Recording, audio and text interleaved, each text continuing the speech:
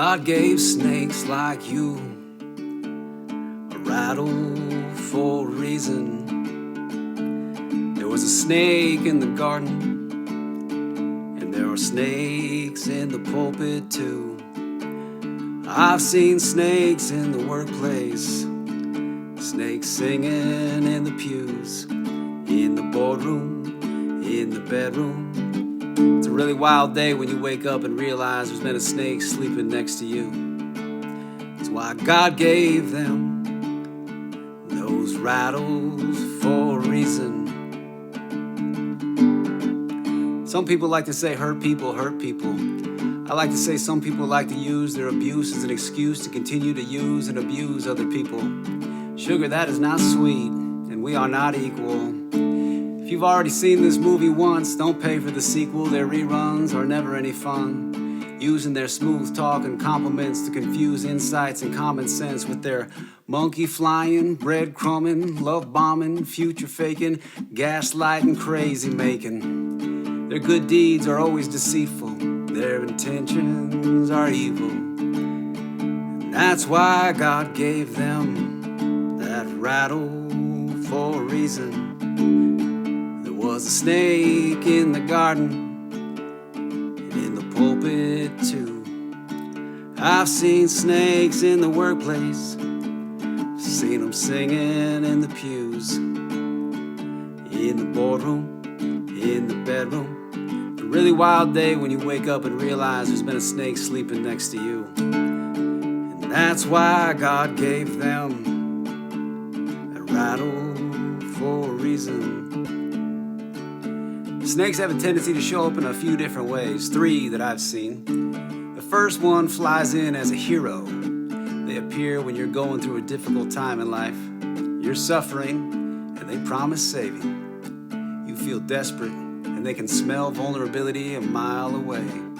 They promise to help you out, and later on you realize they stuck around just to wring you out.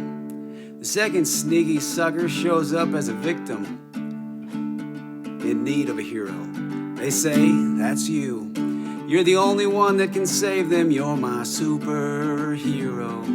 They sing your praises and you feel so good about it, and they tell you how the world and other people have victimized them or are victimizing them, and you have your defenses and your senses down because you're so focused on helping and protecting them. They will stroll right past your personal security system, and right when you start to realize very few things that they've said are true, you see how deep they've sunk those fangs into you.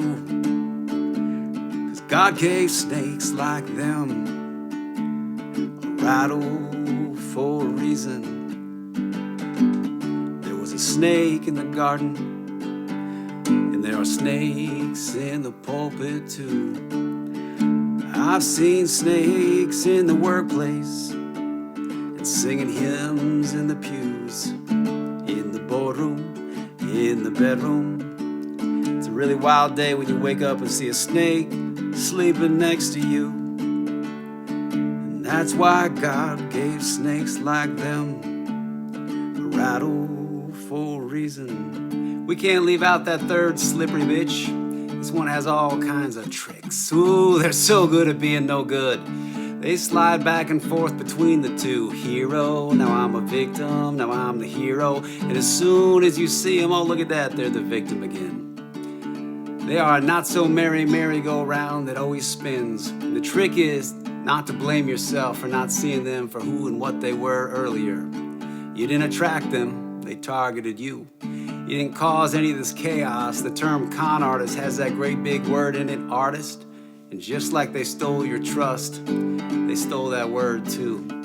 Some of them have spent a lifetime practicing their pain-filled skills, assaulting unsuspecting folks with their brutal brushstrokes. They are Da Vinci's of destruction, Monets of manipulation. They are Vincent van Goghs of vandalism against human souls. And that's why God gave them a rattle for a reason. There was a snake in the garden, and there are snakes in the pulpit too.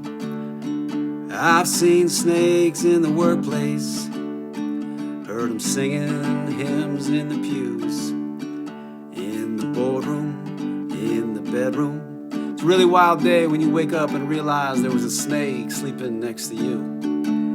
It's why God gave them that rattle for a reason.